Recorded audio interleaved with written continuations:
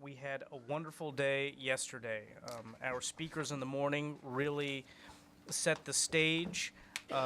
We learned about changing consumer sentiment, and then in the afternoon, we had a few wonderful panels associated with innovation being applied specifically to the customer. Today is going to be a little bit different. Our focus today continues to be on innovation and the concept of enhancing the customer electricity experience. But a lot of what we are going to talk about today is more grid-centric. So the slate today is, and we'll just review the agenda very, very quickly, is we will have a speaker from 9 to 10 a.m. We'll do a break in between, and then our first panel today, rather than having just purely panels in the afternoon, will kick off at 10:15. That'll go to 11:45. We'll do lunch from 11:45 to 1. And then the commission actually has its regularly scheduled weekly public meeting. That won't take long. We expect it'll take 15 minutes. We'll do that from 1 to 1:15. And then we'll be back here for Power Forward at 1:15. And we'll go from 1:15 to 2:45. So, and then we'll end the day with an interesting panel associated with our few folks that are in academia here in Ohio, and that will end at 4:15. So, again, lunch from 11:45 to 1, commission meeting from 1 to 1:15, and then we'll break for the day. Looks like 4:15. Unless we run over a little bit. Any other logistics we want to talk about today? Okay. Well, our first speaker this morning is Jeff Taft. Jeff is joining us from the Pacific Northwest National Lab. He is the chief architect of electric grid transformation. Jeff, thank you so much for joining us this morning. The floor is yours. Very good. And thank you, Chairman Hawk and the Commission, for inviting me this morning. This is a topic that's very near and dear to my heart, and so I'm going to talk a little bit first about what it is that I do so you'll appreciate the perspective from which I address these things, and we'll talk about things that are happening to the grid and why we have to think about modernization, and finally, a few comments toward the end about the way the processes can go forward. So let me start with that fabulous title that the lab gave me, Chief Architect for Electric Grid Transformation. Boy, that sounds pretty galactic or something, doesn't it? Grid architecture is a discipline. It's basically the application of system architecture along with network theory and control engineering applied to the electric grid. So you may have heard a lot about enterprise IT architecture, especially in the context of the smart grid work that was done for a number of years. This is not really like that. That focuses a lot on IT components.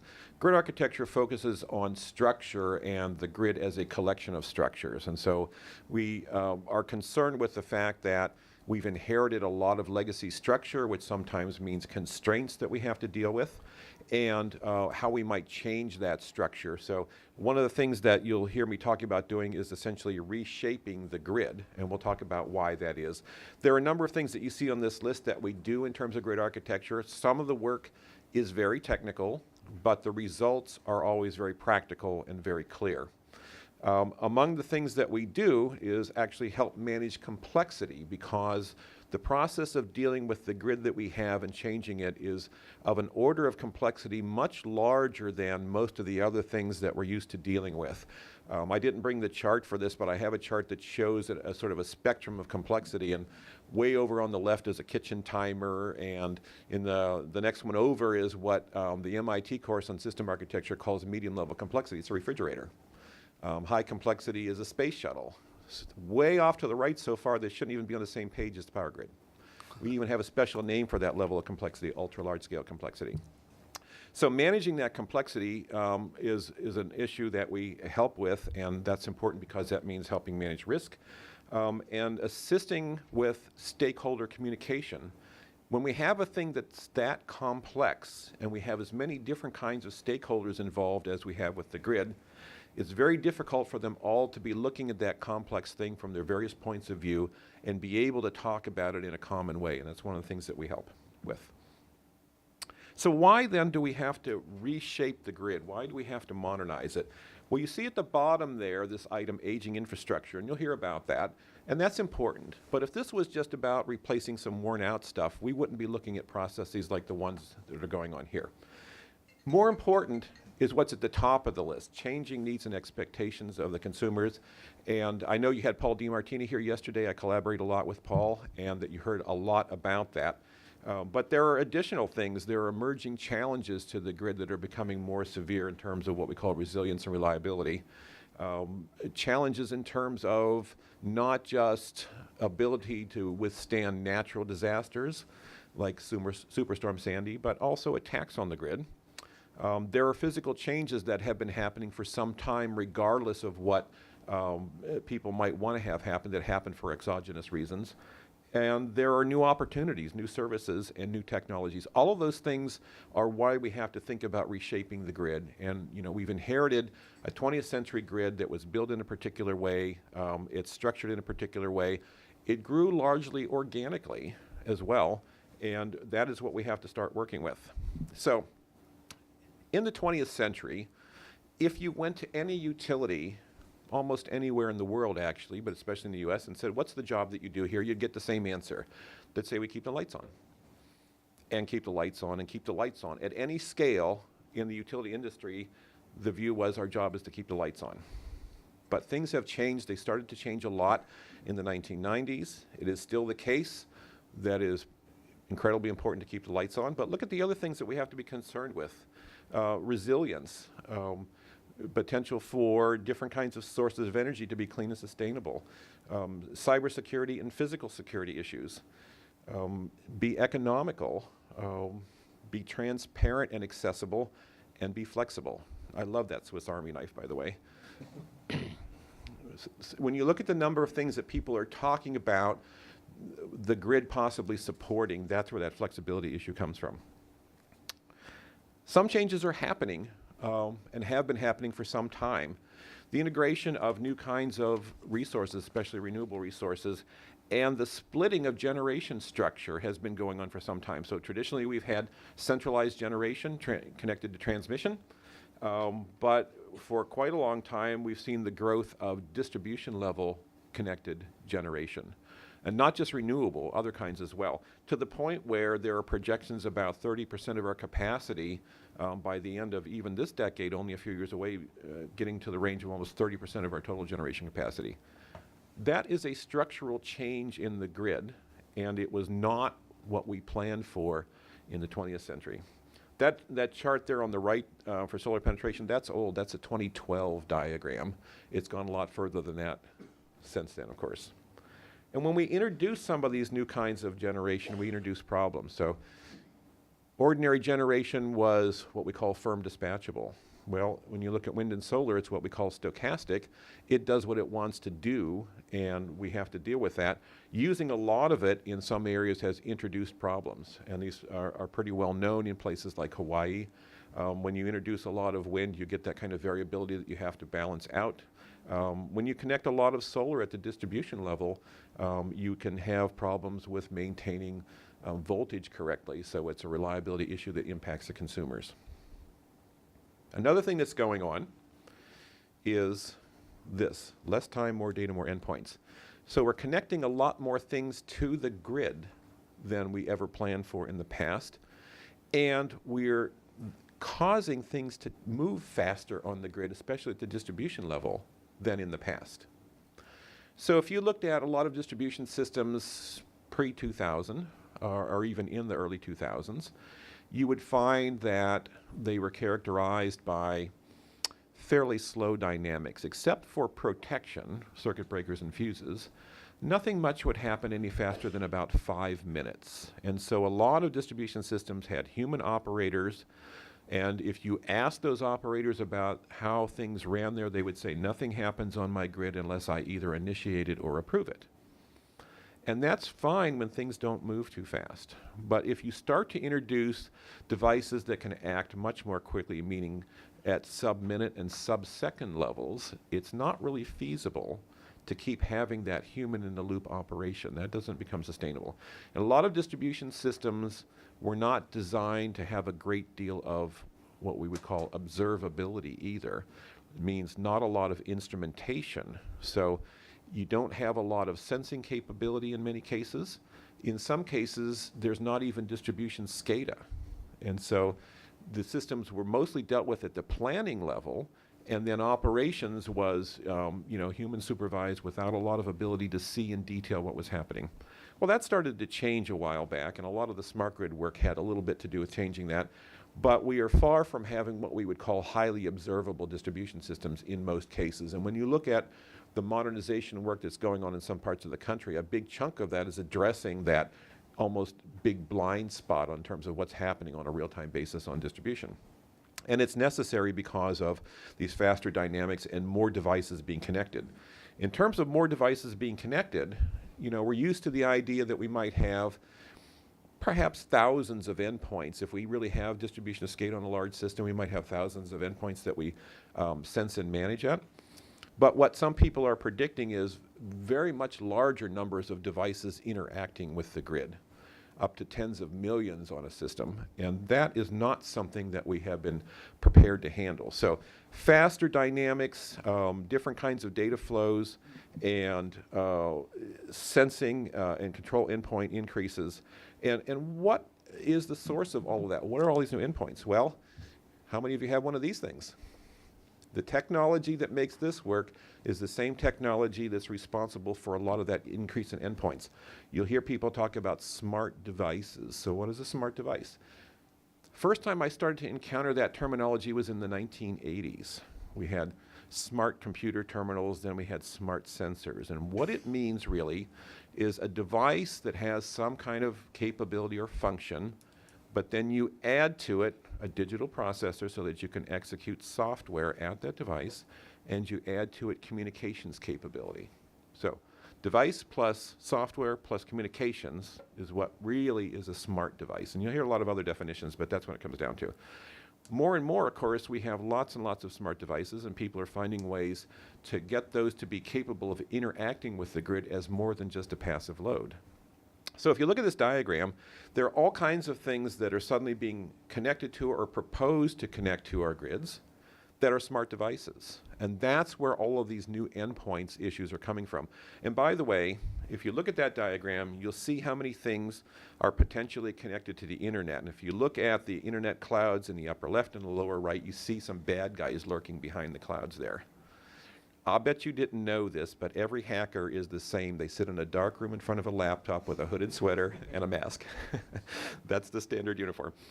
But that's a problem because with these devices, not just utility-owned devices connected to the internet, but edge devices not owned by the utility, connected to the internet and connected to the grid in a way that's interactive, opens up new kinds of potential for havoc. And that's one of the things I was alluding to earlier on. So we have these changes going on, and many of these changes are happening without any particular planning. They're happening because there are consumer forces. People like the flexibility of being able to take their cell phone and turn their lights on and off or adjust their thermostat, stuff like that. People see opportunities for using devices in a smart way to assist with providing services to the grid. And so there are all sorts of schemes that you will encounter as you work on the process that you have here that involve these new endpoints and the way that they could behave. Another thing that we have to be concerned about is that the electric grid is at the core of a lot of other interdependencies for infrastructure. And this is a modification of a diagram that was done at the Department of Energy. But if you follow those arrows, those show a lot of interdependencies. And these are pretty well known, but when you start to follow them, you find some dependency loops as well. One of the ones that's pretty well known now is the one that involves electric generation and natural gas. And it's because of all of the gas fracking that's really changed a lot. And you know, the fuel mix in this country has changed a lot in the last number of years and shifted toward natural gas because of the low cost. But a few years ago, we had a giant cold spell up in the Northeast. And if you talk to the folks at PJM, they will tell you that we came perilously close to having to make a choice between natural gas for generation and natural gas for home heating. They were on the thin edge of that for a while. And that is a kind of dependency that we have to be very concerned about. It leads to something else, though, that's kind of interesting, because interdependency is a concern, but there's another phenomenon that goes on as well, and that's what we call network convergence. This is important because it can happen spontaneously, and it can happen in a designed way. And what happens here is that you have two different networks. Each network has a certain number of users, and at some point, for a variety of reasons, those things may become joined together and form a common platform. So that's actually happening with natural gas and electric generation. After the problems in the Northeast, they began to realize that there were two big headaches. One was that there wasn't enough understanding on the electric system side of what was happening in the gas system and vice versa.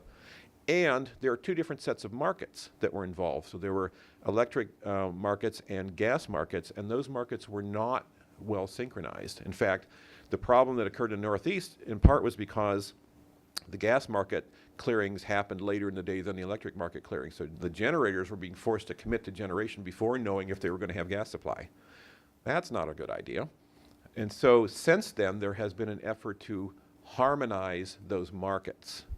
In other words, work out the timing in such a way that they're compatible with each other and create something else called cross-observability, which means the electric system operators have some visibility into the gas system operations and vice versa. When you see that happening, that is the beginning of a convergence that leads to a common platform that's integrated and allows those two systems to work together. And the reason that matters is when you combine two networks, the value of the networks grows in a nonlinear fashion. It grows faster than the number of endpoints involved. And that's what those curves are talking about down there. Convergence is an important phenomenon to understand because it creates new value for the networks involved. And this idea evolved originally in the internet days, but we have been applying this to convergence of heterogeneous networks now, meaning different kinds of networks. In the telecommunications industry, this idea of convergence is well known. If you talk to the telecom people, they'll talk about convergence in the bit stream. And what they mean is convergence of voice, data, and video, and you've seen that in the context of our cell phones, for example. It does not make sense when you're dealing with the electric system to talk about convergence in the electron stream. What really happens is the convergence occurs at the market and control system levels. But when that happens, it means the opportunity for new kinds of services for the consumers, new kinds of value, and new value of the networks themselves that can grow in a fashion that's faster than linear. So that can be an important phenomenon. That's a system level phenomenon that's important to understand when you think about how this is all going forward in relationship to not just the electric grid, but other kinds of networks, in particular fuel networks like natural gas, but also transportation networks and so on. And you'll see that in the smart cities environment quite a lot. The distinguished grid architect and philosopher Yogi Berra once said, "When you come to a fork in the road, take it." That is in fact what's happening with our utilities, especially the distribution utilities. There are a number of different paths that are being followed, and I'm going to outline roughly 3 of them here. These are not the only possible paths, and there are hybrid variations. But let's take a look at this to illustrate the idea. So one path we call modernization usually involves high-end automation and a lot of planning for high penetration of distributed energy resources. So if you want to see an example of a utility that's following this path, that would be Southern California Edison. It's also a very expensive path. Another path is localization, and this is more of a consumer activity where people decide they want to have more choice over how they acquire and use energy. So you see a lot of focus on things like multi-user microgrids and distributed generation in those states where it's allowed consumer choice aggregation. And you'll see this in places like Boston, like Pittsburgh, and other places as well. And then there is, in fact, a sort of business as usual path that some utilities are looking to follow where they don't think that these forces affect them very much. And so they aren't looking at these kinds of things, but they have concerns about resilience and so on too. So it's not like they don't have anything to do with grid modernization, but it's less automation and more dealing with things like resilience problems. Roughly speaking, this maps out to different kinds of utilities, but there's no simple answer. There's no single model or view that fits all of the utilities in all parts of the country. So in the work that I do on grid architecture, some people say, well, what's the architecture for the grid of the future? Well, there isn't one answer to that. And there can't be one answer to that until you understand the needs for a particular set of consumers. So we started off in the 20th century, well, we evolved in the 20th century with a set of grid design principles.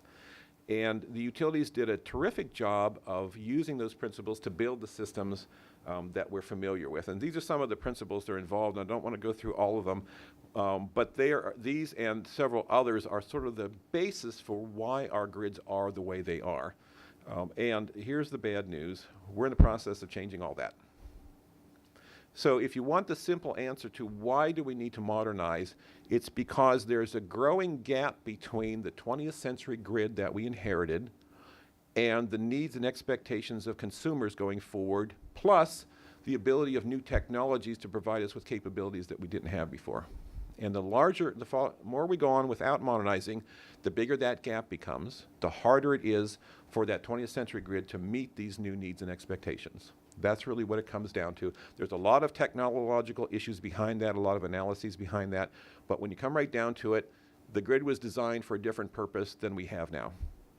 And that's why we have to think about modernizing. So we are going to have to do this because there are exogenous forces on the grid that are changing it anyways. I talked about the bifurcation of generation. That's going on anyways.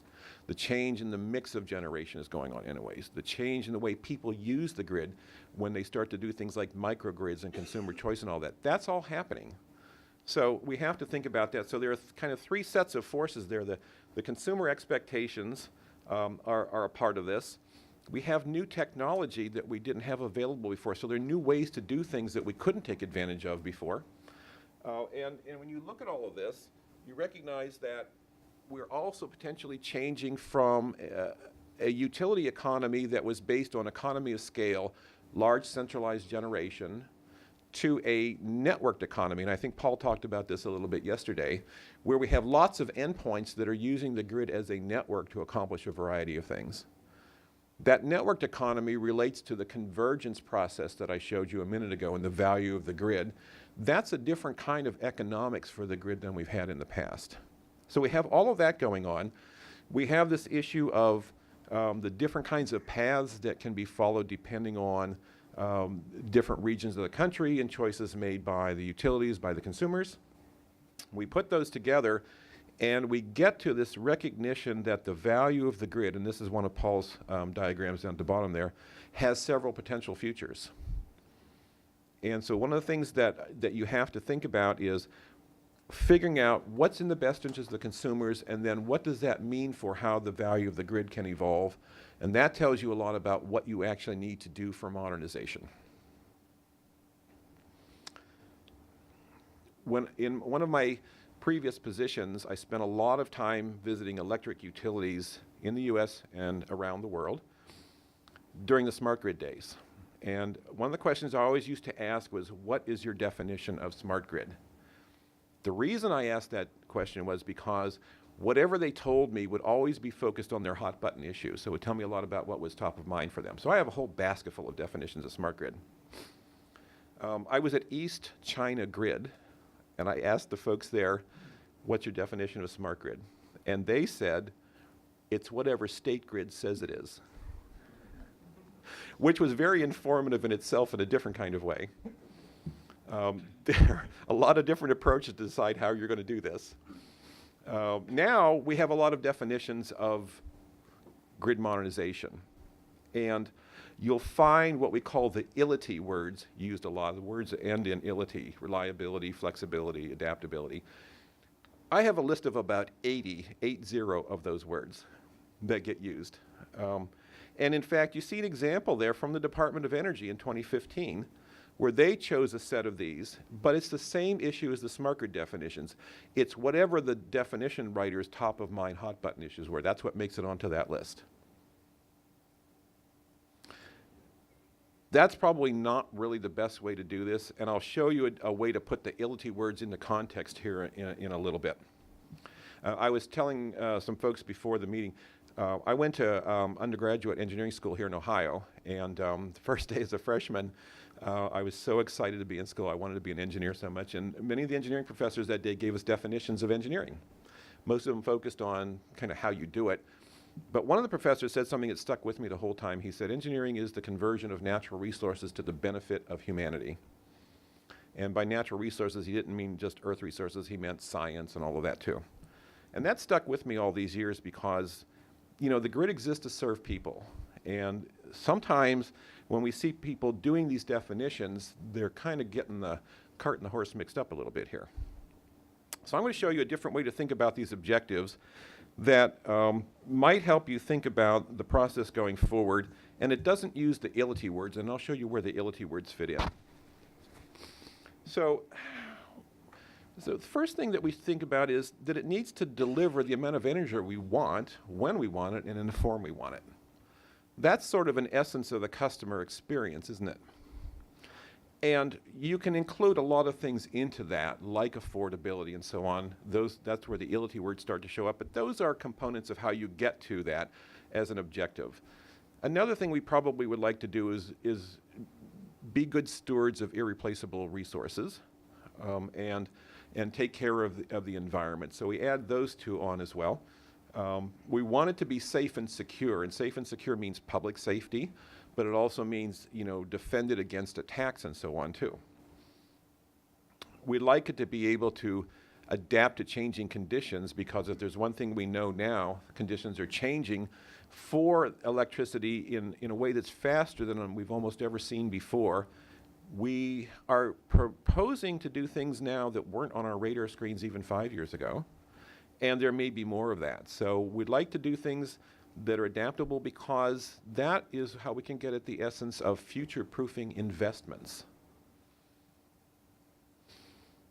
We talked about enabling broad access. You know, there are some utilities who are saying, distribution utilities who are saying, we're going to change the fundamental mission and operation of our distribution grid from being an energy delivery channel to being a network across which any authorized party can conduct an energy transaction. So think about that for a minute. Instead of saying, my job is to take electricity from the bulk system and get it to the end users, my job is to operate a network that people can use to do various kinds of things. And that includes that initial energy delivery, but may include other kinds of things as well. That would really change the nature of what they do and make them more nearly like the kind of folks who operate communication networks, right? The communications people are not concerned really with what's in the information that flows across their network. They're concerned with maintaining that network and making sure it runs well. That's a potential future. At one time I told a utility executive, he was asking, but what's the future of our utility? I said, well, you could become a combination of eBay and UPS. And he said, what do you mean? I said, well, what's eBay? It's a marketplace where lots and lots of little buyers and sellers can get together and find each other and exchange things. And what's UPS? It's the thing that delivers all that stuff. So maybe your future is that you operate that marketplace for all these little buyers and sellers, and you're the delivery medium too. And he said to me, I don't think we're smart enough to do that. He was kidding a little bit. And then the last one of these is, gets to what's the value of the grid? And so does it merit investment, both public and private?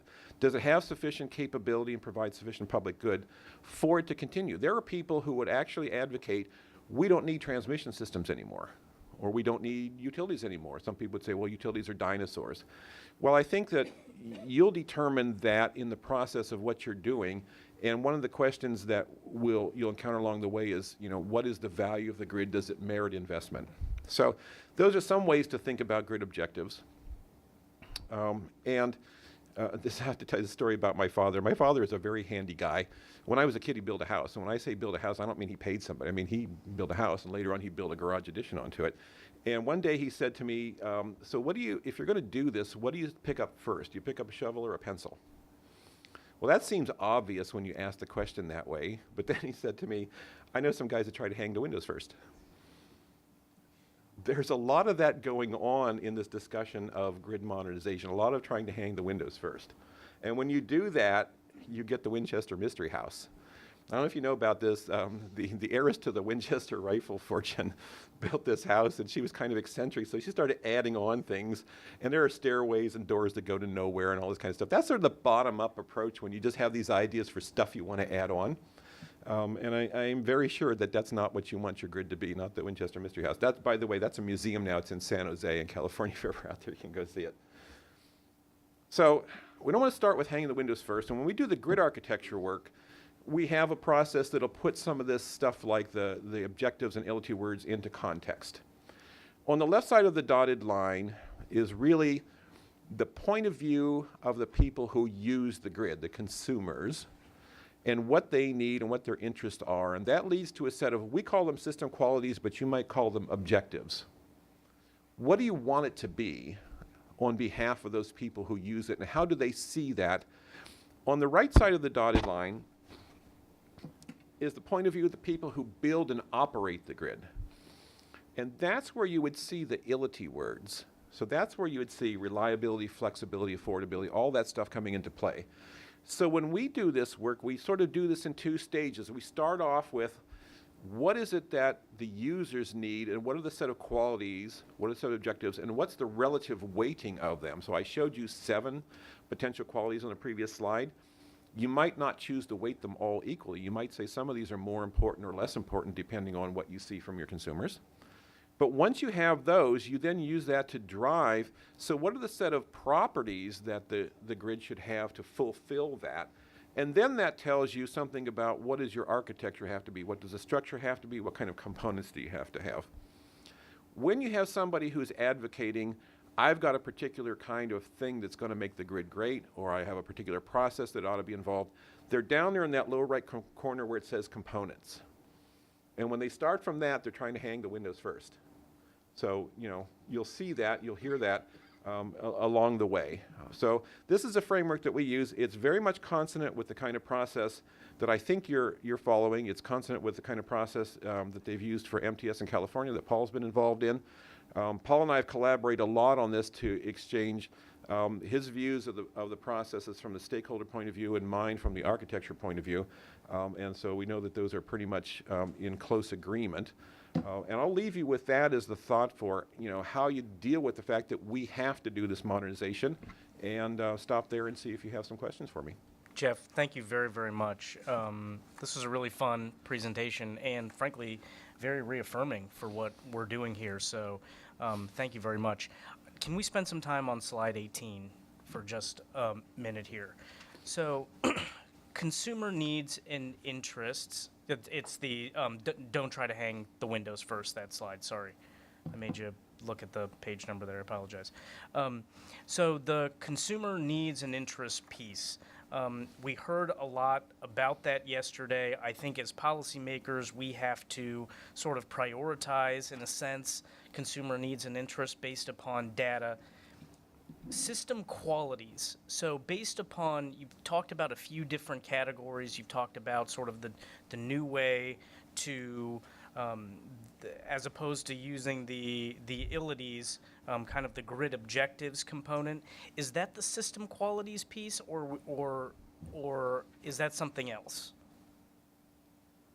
So we use these as the system qualities in the work that we do. And we actually do a 2-level mapping. We start off with these and ask the people who are responsible for grid modernization to tell us the relative weighting of those. In other words, are some of these more important than others? And we actually can represent these mathematically. I didn't bring all of that because it's pretty technically intense. So we start off with those, and then we take those system qualities, which are now weighted. Those represent the objectives for the architecture. And we create a second level of properties and map those properties into those qualities. So you get this, we call it bipartite graph. That's why some of the stuff gets a little bit technical. But basically, we map those things that are the properties are, what do we have to do to satisfy those objectives? The objectives and qualities are the same thing for the purposes of our discussion here. So we have a set of objectives that tell us what we want the grid to be capable of doing and relative weighting of them, what's more important. Then the next level of this is to say, so what set of properties is the grid going to have to be able to do that? And once we have that, we can then say, okay, then what will be the architectural structure and the set of components that will provide that set of properties? So we have another version of this that we flip left to right. And so you'd say, well, I have architecture and components. Those combined together give me a set of grid properties. Those grid properties deliver the qualities to the consumer. That's the other view of this. But when we're doing the synthesis of it, which is what you're faced with, we start with, what do you want the grid to be? And that's what the system qualities end up being, is a weighted version of what do you want the grid to be. We then take it to what does it take inside the grid to be capable of doing that. Could you? I'm So sorry. did that get at what you were trying to figure out? Who is the best determinant for the system properties component? Should that come from our utilities, or is that sort of universally understood amongst grid experts? I wouldn't say it's universally understood. I think that comes from a combination of the utilities also, but you need to include the system and device vendors, the technology providers, the system integrators, and the energy services organizations folks, the people who might do things like if you have aggregation, for example. Some states do, some states do not allow aggregation of demand response. The energy services organizations should have some input to that as well. That all gets at the how are we going to do it piece of things.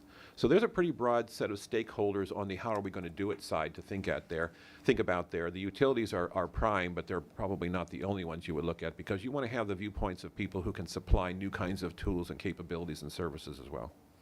Okay, very good. Let's ask further questions about specifically this slide 18. I think that's where you were going, Yeah, Commissioner Connolly. thank you, Go ahead. also. I just didn't mean to interrupt, but just I was also focused on the system properties element of this diagram while you were explaining it, and wondering what exactly is that?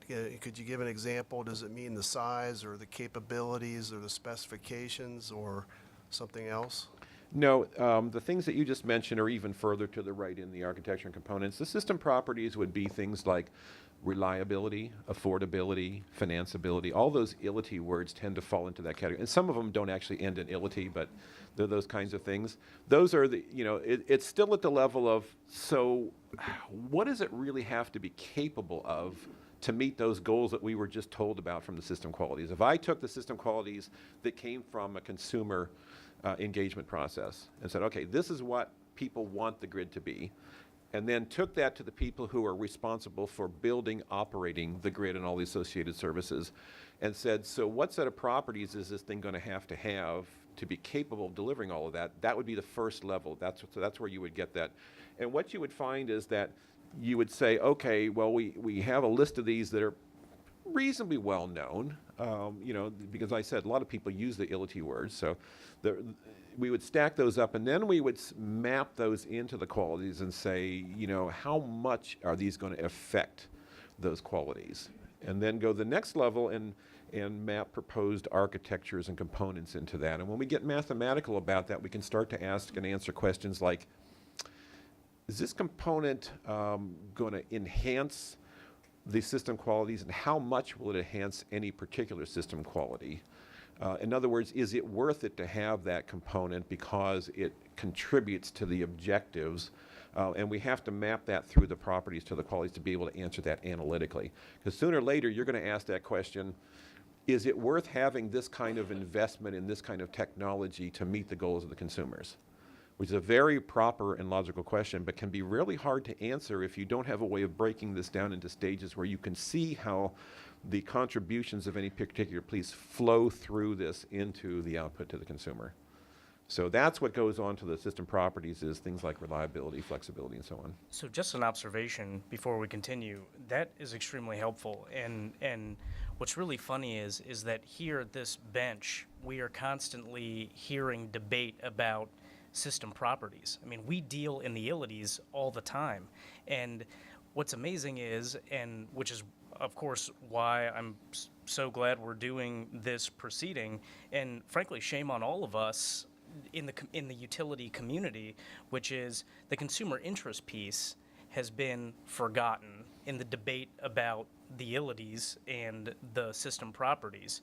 And the system qualities piece is typically not even something that's evaluated outside of our typical statutory and regulatory mandate to evaluate, SAIDI, CAIDI, SAFE concerns, et cetera. So this is extremely helpful in crystallizing where we need to go. I didn't bring it for this presentation, but maybe if I come back, I'll show you how we actually do those mappings a little bit, because I think for your purposes, it's important to understand why you would want to separate those and how you then connect them together. And I'll give you a real simple example. My grandmother's long gone, but let's take my grandmother's example. Suppose I went to my grandmother and said, "So, Grandma, what do you want your SAFE number to be this year?" Right? She can't answer that question. Yeah. If you say, what do you want out of electricity? You say, well, when I flip the switch, I want the lights to be on. I don't want it the cost to go up a whole lot. And from the surveys I think that Paul talked about yesterday that those two items are sort of top of mind for a lot of consumers, right? I mean, that's how they think about it. And so to get this right, it's a lot easier if you separate those two and then work on the connections between the two groups than if you try to treat it all as one thing. For one thing, the way you measure these is different. And so it can be very difficult to sort out how you're going to determine progress if you have a mixed set of qualities and properties and you haven't carefully delineated them. So that's one of the things that grid architecture helps people do, is sort out the kind of questions so that it's clearer how you get at the essential questions you're trying to answer. Okay, other questions about this particular slide? Christina. So we spent a lot of time yesterday talking about consumer needs and interests and the different segments within kind of the customer, as a whole grouping. Since the end result of this is really based on that determination up front, what have you seen is the best way to assess those consumer needs and interests and document those, and also recognizing that those change over time? Yeah, I'm not as much of an expert on that because I tend to sort of handle more to the right of this diagram than that. There are people who are better at that. Paul, for example, is a good one because of his work with the MTS, the Smart Process in California. It is a hard problem, I will say. Understanding consumer interest and behavior is not a simple thing. I have worked with some people who've tried to do that in connection with specific things like demand response programs and so on. And it is something that you have to focus really well on because it's, as you can see, it's crucial. It's the beginning of all of this. If you get that wrong, all the rest of the stuff can't expect it to be right. But I'm not the best person to answer the really good ways to do that. So unfortunately, I can't really give you, a process. But I will tell you, it's massively important to get it right. Okay, Commissioner Trumbull. Thanks, Jeff. Really appreciate you being here. I guess I'm just curious, when we talk about system properties and how they can vary widely, how does that variability translate into a unified grid? So say Ohio has a different take on it versus another state, but we're all interconnected. So I guess I'm just I have this thought in my head of, you want to meet the needs of the customer where you are, but then the customers somewhere else have different needs. Then how do you marry up all these types of differences into one cohesive grid? So let me back up here a little bit to go back to the beginning. That's one of the things that, boy, a lot of build here. One of the things that the architecture work helps you sort out. That is an aspect of the complexity problem for the grid. All of this interconnectedness through the bulk system and all of that. I mean, it would be nice if we could say, well, distribution utilities are little standalone things here, and we can do this one and we can do that one. But as you pointed out, it doesn't work that way. So you'll notice that in this diagram at the top, it says legacy constraints. Well, among the constraints that you have to take into account is the way that things are interconnected. And that structural constraint is one of the things that we focus on a lot in the architecture work. I think I mentioned we focus more on structure than we do on components. That's why the structure, the way things are connected together, sets the essential limits on what a system can and cannot do. And that's true for all kinds of systems, not just the grid. We have inherited a lot of legacy structure, right? Not just electrical circuit structure, but industry structure, control system structure. And in fact, when we do our work, we treat the grid as what we call a network of structures, recognizing that those structures all interact with each other. And I didn't bring it, but I have a really scary diagram.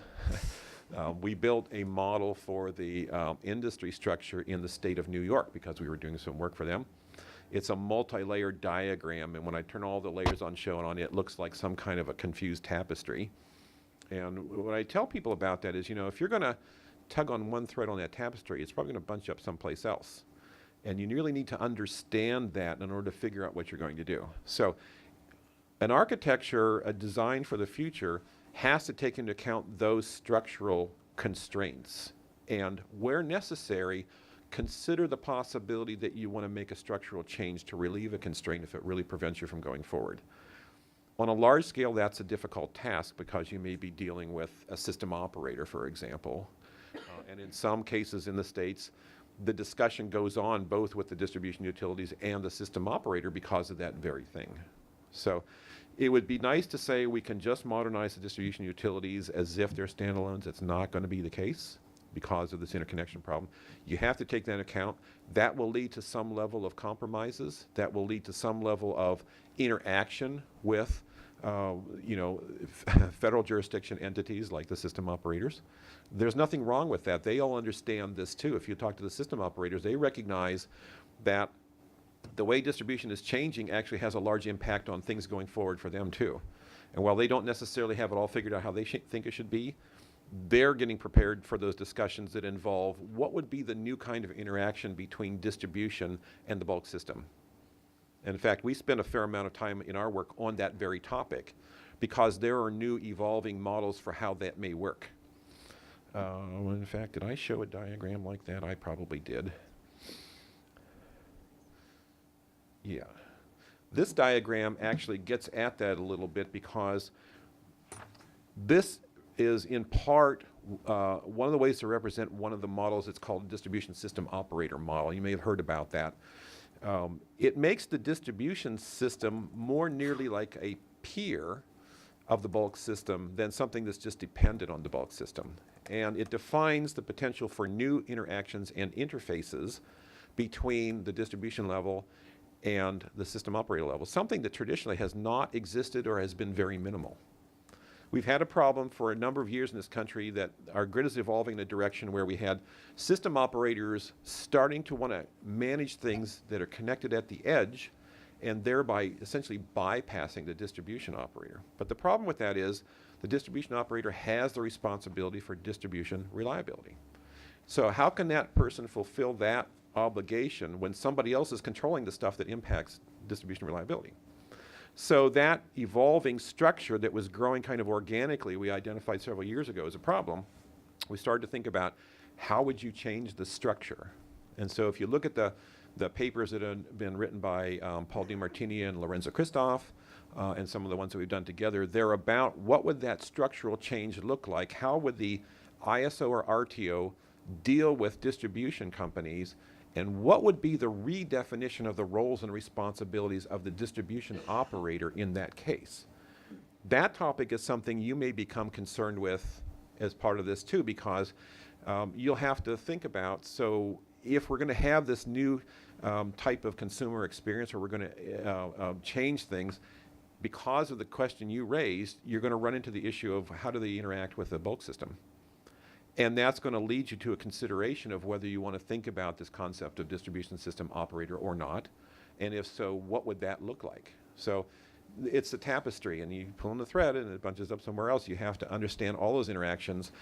We actually map out that kind of stuff to help people find their way through it because it can become very complex. So you hit a really hard question there. Thanks for nailing that one. Thanks. And I think just a follow-up comment, and we'll hear from our stakeholders and our utilities tomorrow, but how ready are they from an engineering, operational, if there is to be sort of network or marketplace that's created and operated, how ready are they to push into this potential world? And I think we'll hear some of that tomorrow. Yeah, I'm sure you will. And going back to this slide, we inherited a 20th century model for how the grid should operate. And the utility, I have a lot of admiration for the utility folks. I've worked with a lot of utility folks, and their dedication to keeping the lights on and their ingenuity in doing that always impresses me. We're changing the rules on them Yeah. and asking them to maintain that more complex mission. So, yeah, they will have issues about what they're going to have to do exactly what they're asked for. And as you know, they're motivated by reliability, safety, and compliance to a very large degree. So they're going to be very concerned about how are we going to do what we're expected to do and be good at it. Yep. Fair. Tom? Thank you, Mr. Chairman. And I just wanted to follow up on Commissioner Trumbull and Chairman Hawks' point about, we're regulators, and there's regulators across, there are federal regulators, there are, of course, in every state and in the District of Columbia, these regulators. And I wondered from your standpoint of, your fears, your concerns of not just Ohio, but the rest of the regulators, and how we move forward in modernizing the grid. I've been engaged with regulators in a number of states now, and because of the work that we're doing, that seems to be growing. We're getting more requests for that. Because at the distribution level, this is largely where a lot of the modernization process emanates from. There are some utilities that are very proactive about what they want to do. And what I see almost universally is a concern among the regulators about the complexity of the problem. There's so many moving parts. I talked about this tapestry kind of view, that there's a concern about how do we get all of this under control from a position of understanding what it is we need to do and what the implications are going to be. Part of the problem has to do with, if you're going to make large investments, you want those investments to turn out to be used and useful. You want them to be as nearly future-proof as possible. And it's very hard to know how that will play out because of all this complexity. So if there's one thing that's probably the biggest concern is how do we manage the complexity of all of this? The next one is, right up next to it is how do we do the right thing for the consumers, of course. But that's almost a given that's going to be the case. I think the worry is complexity and letting that stall things because people can't figure out or can't see what's the implications of different choices or different paths they might take. Okay, great. Commissioner? Doctor, thanks very much. I found your presentation to be humbling on the continuum of architectural Larry, is your mic on? sophistication. Sorry. I'll start over. I apologize. Thank you. And I was saying that I found the doctor's presentation to be humbling because on the continuum of architectural sophistication, I think my comfort level is still in the cave dwelling age. So thank you very much. It seems to me that there is a speed of development that is increasingly accelerating, which then introduces a certain fluidity in change that didn't exist traditionally. And as we talk about the nature of grids and the purpose of grids and the architecture of grids, you posed a question about, is it worth investing? And let me ask you, by whom? I mean, if the grid becomes a platform that provides purposes beyond that which is to keep the lights on, do the Googles of the world own a grid of the future? Do utilities? Do who owns it? Who invests in it? So I don't have a magic answer to that, but if you remember, the last of those 7 qualities I talked about was merit, and one of the things I said was public and private investment, because there's a recognition that there may be, a mixed version of that. As you know, there are some privately owned transmission systems that have been put in place to facilitate certain kinds of things. Certainly there have been interesting rumblings on the part of organizations like, well, we won't name anybody, but some large search engine company and a few others about things they might do. So I think that's one of the things that you're confronted with thinking about is the mix of potential public-private investment and what is appropriate there for the ratepayers, what is appropriate for other kinds of things. There is going to be an awful lot of desire on the part of many organizations to create new kinds of services around the consumers related to the grid. And one of the things that Paul taught me was if you look at how value flows, there's this sort of inner loop that involves the commodity, bulk electricity. And if you look at the companies involved in that, you'll find that they tend to be low PE ratio, low growth rate companies. If you look at the companies that form around the consumers to operate services related to the grid, those tend to be high PE ratio companies and high growth rate companies. And so you'll see a lot of this being proposed, and you see it now, a lot of it's around information related to the grid.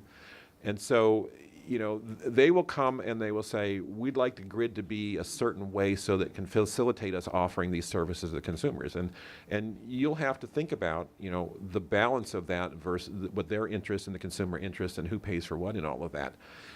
I have another commission asking me questions about certain kinds of communication technologies that arose because an information company wanted to be able to do certain things that they could then offer to the consumers, and they wanted the utilities to use a certain technology that would make it easy for them to do that. And say that they were asking me questions about how that technology works and how did that fit in, because they didn't understand the business model on the part of that particular. You're going to be confronted with a lot of that in this journey. And you'll have to think that through. And timing is really important here too, because there are mismatches in the technology cycles of certain kinds of technology versus the rate at which utilities do things. Communications technology is particularly like that. You know, the telecom service providers typically don't support anything that's more than 10 years old. It can take you that long in the utility to go through the process of selecting, approving, and rolling out a technology. And so when they start to talk about, well, should we be using you know, this particular upcoming technology or not, you have to look at the timing and say, will they even ever get there in the appropriate amount of time? Will it be cut off before they even can roll that out? That's one of those questions that you have to think hard about, because you want those investments to be as nearly future-proof as possible, right? That's hard. You certainly don't want them to be stranded. And so those timing cycles, the mismatch between high tech especially, you know, I spent several years working in Silicon Valley, the pace at which they want to do things versus the pace at which things happen in the utility are often a big mismatch. And so you have to be careful about that you don't say, okay, let's go ahead and do so-and-so technology only to find out it's gone in effect before the utility could ever fully deploy it. We used to kid around about things move very slowly in the utility industry, but they've been moving a lot faster. They've been forced to move a lot faster in recent years. And like I said, there are things that people are talking about now that even 5 years ago weren't even on our radar screen. That's not what we used to know about utilities. You know, 5 years was, you know, things are, you could say, I know what's going to happen in 5 years. It's whatever has been before the commission now is going to be what it's going to be 5 years from now. It's a little bit more complicated than that now. And those timing cycles are an important thing to think about. Thank you. Mr. Conway. Thank you. Thank you also for being here today. Really enjoyed your remarks. When I looked at the list of 7 grid objectives or qualities that you specified on your slide, your 15th slide, the 2 that stood out to me that I would probably, at least at first glance, would tend to weight the most highly are the first one, which is delivering the amount of energy we want, when we want it, and in the form we want it. And then the fourth one, actually, which is stays safe and secure. And the question I have is with the convergence of networks, which is happening, which you also talked about, do you regard that as potentially an advancement or a tool that has 2 edges, both increasing the value of the overall networks with all the opportunities it creates, but also poses some challenges, some risks, ultimately to consumers regarding the safety and reliability of the system? Yeah, remember those guys in the hooded sweaters lurking behind the internet clouds? There's a lot of concern about the convergence of communications and the grid and the smart devices opening up new possibilities for that kind of attack. And a lot of pressure, and more so now, frankly, with the new administration, to focus on cybersecurity in particular. So when you start to see those new capabilities that bring new opportunities to the consumers, you have to recognize that it is double-edged, because you may be opening up additional opportunities for that kind of problem as well. I didn't bring them with me, but I can provide to you. We have this, you know what Occam's razor is? You ever hear that? You know, we have this thing that we use in a firm, we call it Occam's multi-tool. It's actually 5 questions that we ask about these things. And one of the questions is, would this particular future for the grid introduce or amplify an existing weakness? And one of the potential weaknesses to think about is cybersecurity. So would a particular approach make it more vulnerable, in other words, versus a different approach? Again, when you get to the architectural phase of these things, those are questions you start to ask. So when you say you weight that very highly, that's an important statement to understand, that you want to get to understanding how you weight these things. And then that's going to ultimately impact what the architecture would be. It flows through to that kind of outcome, because you have to say, you know, if I'm really concerned about safety, maybe there are certain things that I am not so interested in having the grid do, because the threat is worth more than we perceive the value to be. Those are judgments that can be supported by analyses, but you have to work those out, and they're complex questions.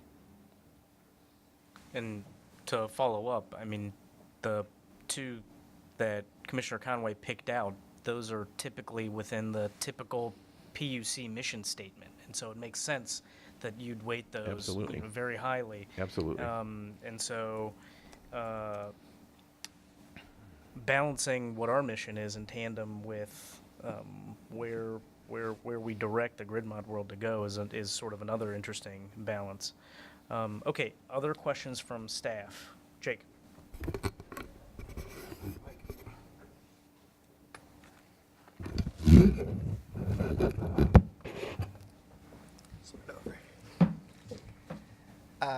Reliability is fairly easily defined by, as you said, keeping the lights on. Increasingly, we're hearing this word resiliency. How do the challenges of maintaining reliability differ from the challenges of meeting resiliency, in your opinion? The reason I'm smiling is because there's a very large-scale program underway at the Department of Energy called the Grid Modernization Laboratory Consortium. It involves 16 of the national labs, and it's got started in 2014, just when I started at PNNL. And there was this giant debate about how to define resilience versus reliability. And in the time since then, there hasn't actually been a clear separation of those two. You could argue that resilience is reliability for large-scale events, right? So superstorm Sandy comes through, and how you deal with that is defined as resilience. How well did it withstand the shock? How fast did it recover from the shock? You can say that that is a flavor of reliability. Most people try to separate those two.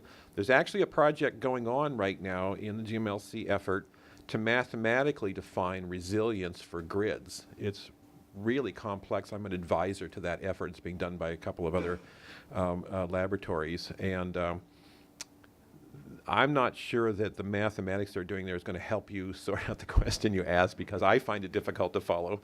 And I asked them actually to make a little movie, a little animation of this, because I thought that would clarify it.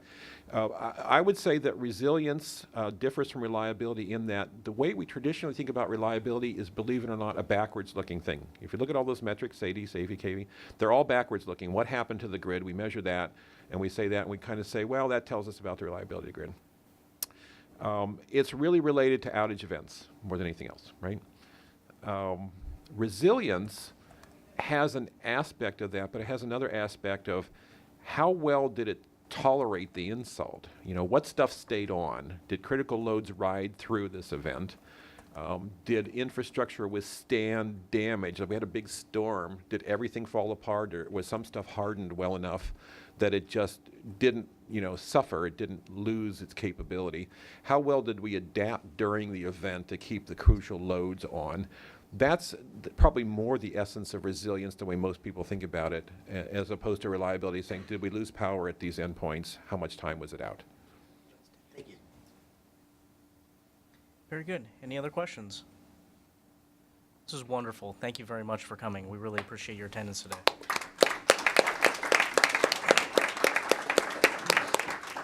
Okay, we went a little long, but let's try to get back on track and be back here by 10:15. Thank you.